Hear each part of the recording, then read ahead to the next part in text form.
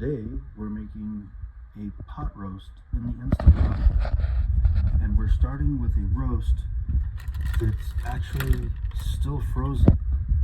This is not thawed. It just, I ran hot water over it just enough to get it to separate from the plastic packaging it was in. So this is actually basically frozen. So the first thing, put this in here. If you've got one with a layer of fat like this, put that on the top so that as it cooks, that fat will melt down and kind of moisten the meat. Now, everything I'm showing you today, like I've got a 6-quart Instapot. Like everything I'm showing you today is going to work best for a roast that's between 3 and 3.5 pounds. This one's just over 3 pounds. The first step was to simply put the roast in the Instapot. The second step is to cook the onions. Now I've got a cast iron skillet. I melted a little over a tablespoon of butter right there. And so now I'm going to dump in 1 onion, just 1 medium onion. Now the oil brings out the flavor of the herbs, so I like to get the herbs in there with the onions. Okay, so that's probably about a teaspoon of thyme. We're going to go with about a teaspoon of oregano. We're going to go with 1 pinch of red pepper flakes.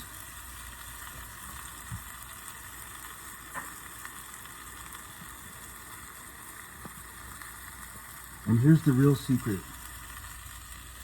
Angel's Envy Kentucky straight bourbon whiskey, finished in port wine barrels. So they made this in barrels that had previously been used for port wine.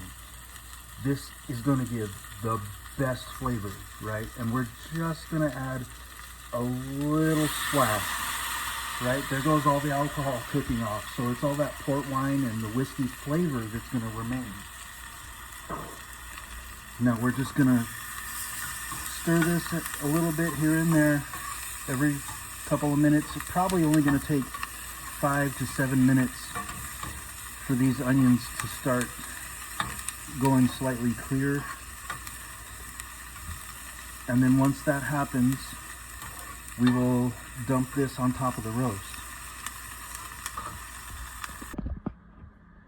This step I usually do while the onions are cooking down. 1 cup of beef broth, pour that right over the top. Okay, and while that top surface is still kind of wet, sprinkle on some garlic powder. I like quite a bit of garlic, but you don't have to use this much if you don't want to.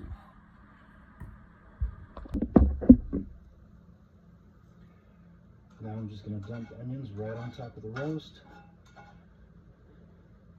I'm going to spread that around a little bit so it's not just in a pile, but kind of try to spread it across the whole surface there where it's all fatty. And of course some of them are going to fall down into the bottom, that's fine. Alright, now make sure there aren't any onions or anything on the surface of the Instapot so it seals properly. I'm going to put that lid on, seal the pressure valve. We're going to cook this on high pressure. Let's see, where'd we go? So 1 hour and 20, so that's 80 minutes.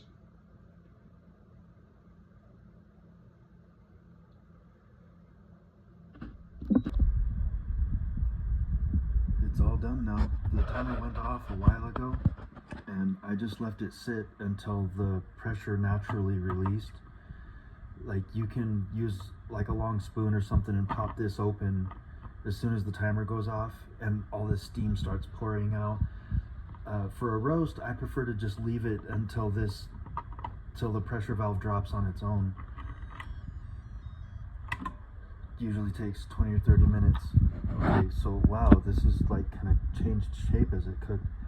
But so at this point, if you want some vegetables in there, you can chop in some carrots, potatoes, celery, whatever you like.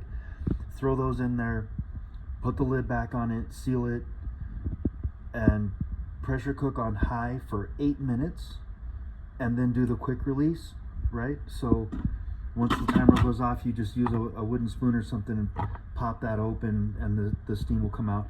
If you do a natural release on the vegetables, they're going to continue to cook for the last 20 or 30 minutes, and they're going to end up mushy.